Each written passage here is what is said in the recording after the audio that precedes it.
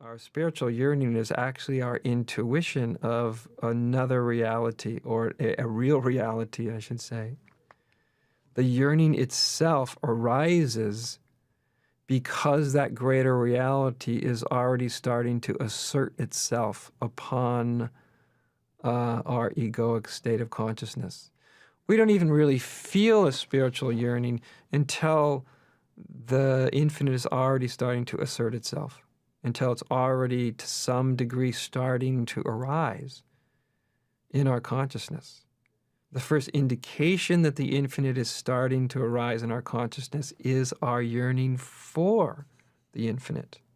The yearning itself will be an indication that it's beginning to arise.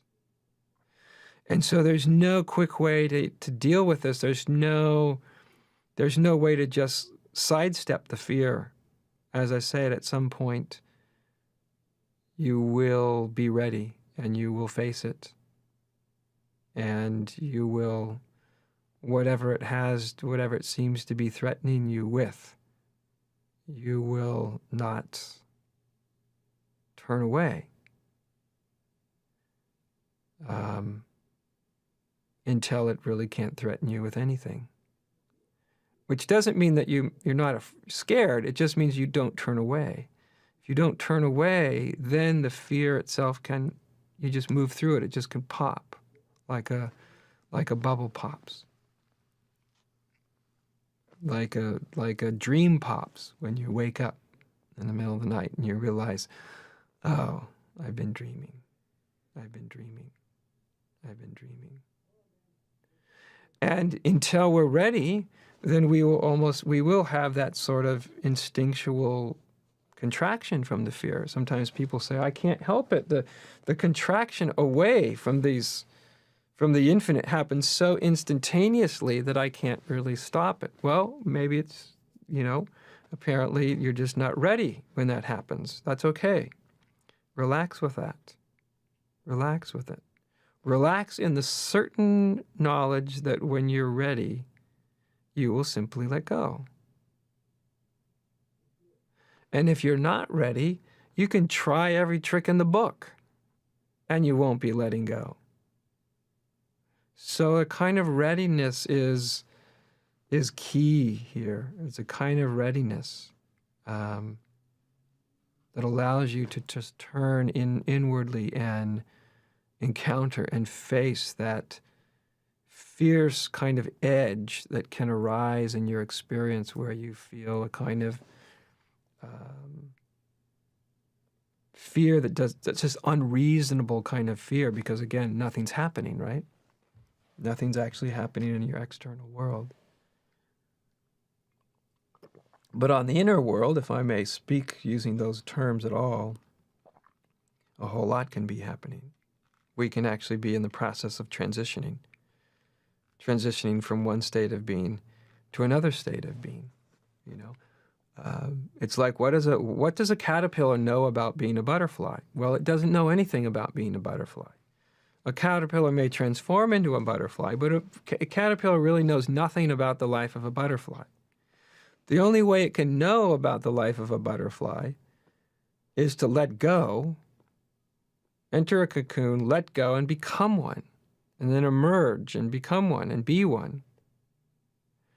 You can imagine a caterpillar that's fascinated with butterflies, would love to fly around, has a lot of fantastic ideas about them, but inherently still is terrified in the end of being a butterfly, because that would mean relinquishing everything they know about the life of a caterpillar.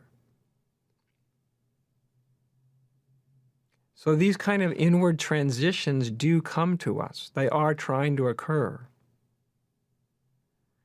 And part of what allows us to move through them is just to recognize the terms of the deal here, the terms that are going on, the fact that you can't negotiate with this kind of fear.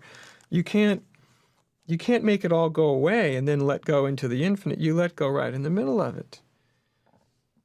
But you let go when you're ready to. You shouldn't be forced into this kind of letting go. There's a timing that's very, very important. No one should be forced or even overly encouraged to let go into this sort of the resistance to this sort of existential kind of fear prematurely. It's not because if you feel like you're forced into it, you probably won't really let go all the way anyway. When you really let go, it's almost like a fruit falling from an apple tree when it's totally ripe. It just falls. The day just comes, and all of a sudden the old inner threat arrives, and you're just simply ready. You are just simply immovably present right there. You do not turn away. There's nothing that your unconscious can throw at you that's going to get you to run. And on that day, those fears are defeated. They're defeated not because you solved them or you got bigger than them. You defeat them by simply not responding to them in the deepest possible way. And only through doing that do you then realize there's really nothing to fear to begin with. So I can tell you there's nothing to fear to begin with, but we have to find that out for ourselves. And we only find that by meeting that fear. That's, in the end, the only way that it's done. And we will meet it about the time that we're ready to meet it, or when our times run out and we have to meet it. It's why very often people will meet that kind of fear at death, when time runs out. When they have no more time, or they have a very limited amount of time, something in some human beings, quite a few anyway, will just realize they've run out of time. There's no more time to waste. Where am I going? What am I avoiding? Let me just face it all right here, right now. Let me face my own mortality right now, because it's going to happen. I'm running out of time. I may only have, let's say, days to live or hours to live. I might as well face what's happening. And as soon as that person faces their own mortality, at that instant, their mortality no longer has a hold on them. There's no more fear about it. In fact, the very thing they feared may end up to be experienced as a great and overwhelming revelation of well-being and fearlessness. Somebody that's faced their fear of their own death, and through facing the fear of their death has gone through it. That's the key. We go through these fears. We don't go around them. We don't solve them. We don't fix them. We don't create a big enough story to where it all looks nice and pretty. We just simply move through them, And look at all the fears that you've moved through in your life up to this point. All sorts of moments of fear, of anxiety, of doubt. You can't get very far in life without the ability to move through fears to some extent.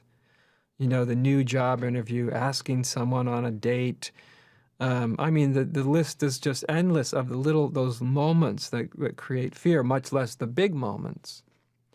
But we've all moved through many, many fears or many anxieties because necessity just dictates that we do move through them. And we, after a while, when we get enough experience, we realize just because we're afraid doesn't mean anything's wrong. Doesn't mean a mistake's being made. Doesn't even necessarily mean we're in danger. It doesn't mean we're in physical danger. In fact, most of the times when we experience fear in the modern age, we're not actually in physical danger. We feel ourselves to be in psychological danger. And those psychological fears, we have to be able to stop. Right in the face of them. Stop.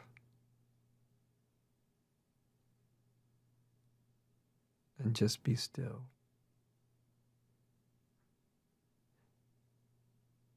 That's the surrender, to just stop and be still in the midst of fear.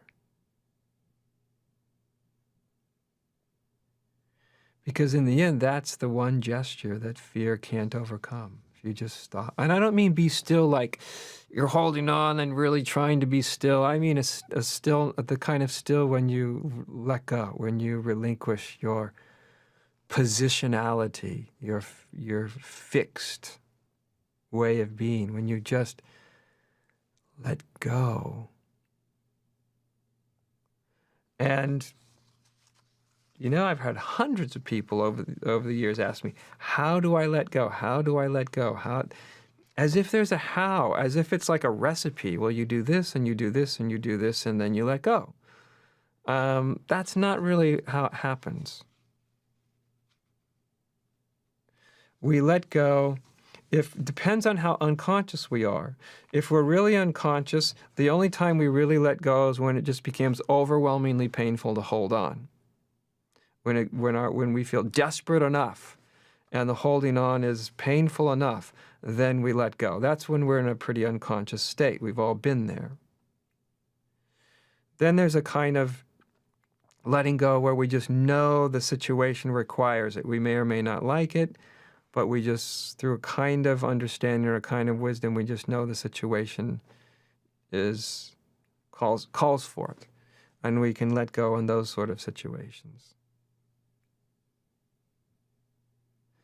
Then there's a kind of letting go that happens almost purely by a kind of wisdom or love or combination of the two, where we just know.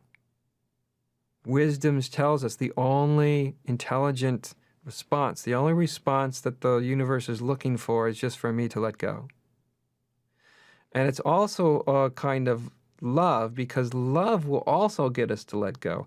Love will also allow us to move through fears that we wouldn't normally move through, right? So if you love truth, if you love God, if there's something, if you've connected within yourself to what you love, to what you would really let go for, you know what I mean? Something you love enough to where you would really let go for it, then love can be a very powerful force to pull you through these deep existential fears, Like I said, it can be love of truth, love of reality. It can be love of just life itself, realizing that for me to stay in this constricted state of consciousness really isn't a really helpful thing to the world around me, to the people I know, to the life forms around me, that to let go is actually a loving act, to not hold on, to relinquish this illusion of control that we human beings seem to want to possess so much, that it's not only good for you, it ends up to be a good gesture towards life itself. And that's then an act of love. So we can also let go as an act of love, not just as an act of, I'm just fearless and I'll let go and I'll, there can also be this sort of more tender quality to it, a softer kind of response, a loving letting go, rather than a sterile, okay, I'll let go, there can be a loving, compassionate, benevolent letting go, where you let go almost like for the sake of all beings, so that it's not just about you. You connect to a wider reality and a wider concern and a wider compassion, and it brings up capacities that you don't normally find when it's just about you. So that can be really useful too, to connect all of this to the greater community of beings. I've always felt that spirituality itself needs to be connected to a real sort of sympathy for the well-being of all beings, in order for our spirituality to evoke the very deepest resources within ourselves. They only come to the fore when our circle of regard, circle of concern, reaches out beyond ourselves. It can include yourself, but reaches out beyond yourself and starts to embrace the world at large, then we have resources available to us, resources of compassion, of love, of fearlessness that we find very, very difficult to access when it's just about me and my process. And if I can let go for me, if I'm not only let going for me, I'm letting going for all the beings that I will interact with in life, that then your letting go takes on a different dimension, that it's not simply about you as an individual. That can be really important to some people, to a lot of people. It can be really important to feel into this wider dimension that we're all living in. We're all living in this place where everything is completely and absolutely interconnected with everything else and affecting everything and everybody else. And so therefore, we don't want to get too self-conscious about it, but what we do and what we don't do matters. It matters not just to us, but it matters to all beings that we are interconnected with. We do play a role in each other's lives and each other's existence.